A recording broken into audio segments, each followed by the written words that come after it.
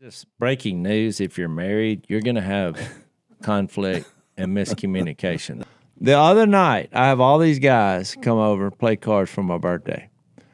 Well, a guy walked through, and he was talking about he had just sold a Coca-Cola sign, you know, for like $1,000, an old vintage sign. And I was like, well, I have a little clock in my garage.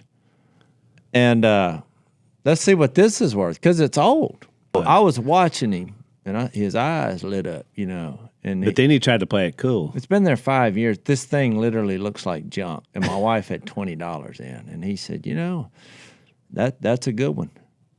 And I was like, as in. How good? Yeah, because then I felt like, oh. What are we talking here? How good are we talking about? I might make $100. He said, I'm going to be honest.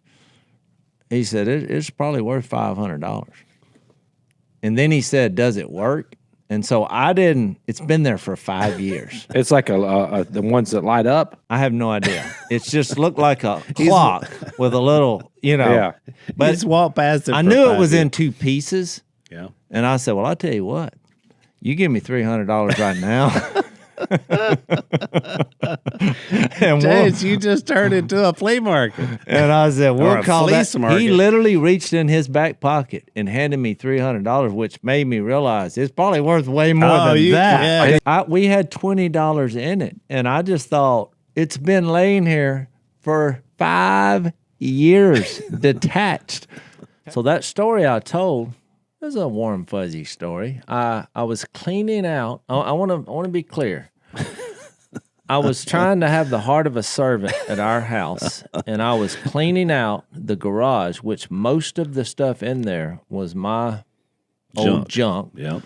So I thought, you know, my wife's out of town. I'll go out here and clean this up. So I noticed this old clock that I thought she had gotten at one of these antique. Oh, yeah, the Coca-Cola story. The Coca-Cola sign. I remember it now. Okay. So as fate would have It was worth a lot of money, $500. Yeah. Oh, yeah. You know, a guy is invited to my birthday party by someone else, and he sells this type of stuff. Mm-hmm. And so we made a transaction there. My wife comes back out of town, and I'm like, I break the news to her. Got good news. I'd actually gotten her flowers, you know, welcome home. I had cleaned up. Yeah. Well, because the last time she had taken the trip, I did not.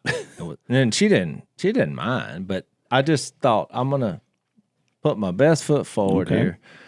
And I had my $300, and I was like, I made the announcement. I was like, look, you remember that old piece of junk that's been sitting out in the garage for years? Yeah. Years.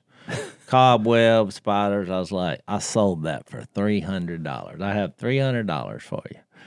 And she said, that was my grandpa's. I didn't buy that in a antique thing. I was like, what? That was a memory. And that was like a heritage. let's just That's say an heirloom. she was not happy. I'm pretty sure that's gone. Because she gave very firm instructions that I need to find that. She was like, go get it. So I have to find this guy. Whatever happened to that clock? And I kind of told him the story. Fortunately, he's like, I still have it. So I was like, well, problem solved.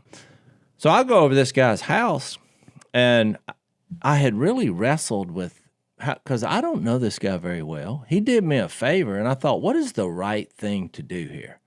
Because he was disappointed. He was going to go make some money. Right. And look, by the way, it was loaded up on his truck. He was headed yesterday. It was almost gone. To Tennessee, and that was going to be gone. He goes and gets it off the truck. Well, I handed him $400. He had handed me $300. And he's like, well, this is $400. And I was like, oh, yeah, I'm buying it back. And he's like, nope. And I actually said, I prayed about this. I said, I want to do the right thing. I was like, I'm buying this back for $400 because my wife and I had a miscommunication. And you're in the business of doing this. Right. So you're not going to make any money if you buy something for $300 and then sell it for $300. Yeah. was like, I think the right thing to do is for me to buy it back. But he concur. was still insisting. I was like, you're taking that $100. Now, if you want to give it to charity, whatever you want to do. I said, been look, you know, jammed. I'm a believer in Jesus. I was like, there's consequences to our actions. I was like, when Jesus died on a cross, I mean, I really wasn't preaching at him, thinking I have the Spirit. I'm trying to do the right thing. And somewhere in my little illustration about you taking the $100, he's like, well, he made he started talking about his belief in God. And it started getting heavy here. Yeah. I thought, forget the clock.